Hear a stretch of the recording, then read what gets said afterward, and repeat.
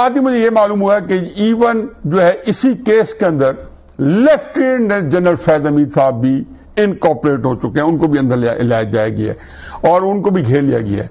میرا خیال ہے کہ اگر ہو سکتا ہے کہ یہ باتیں ثابت ہو گئی تو پھر لیفٹیننٹ جنرل فیض حمید صاحب کا بھی کورٹ مارشل ہونا جو ہے بالکل ممکن ہے، اور شاید ہو بھی جائے،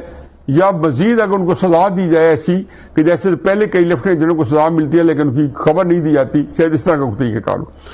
یہ ہوا تو میرا خیال ہے کہ آرمی چیف کے بارے میں بھی کوئی نہ کوئی بات ضرور ہوگی۔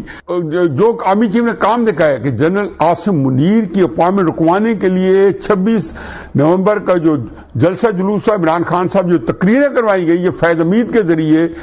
ہمیشہ میں کہتا تھا جناب باجوہ صاحب ہی کرا رہے تھے، اب یہ پتہ چل گیا کہ جناب باجوہ صاحب کا ہی مول تھا یا کارندہ تھا جو کہ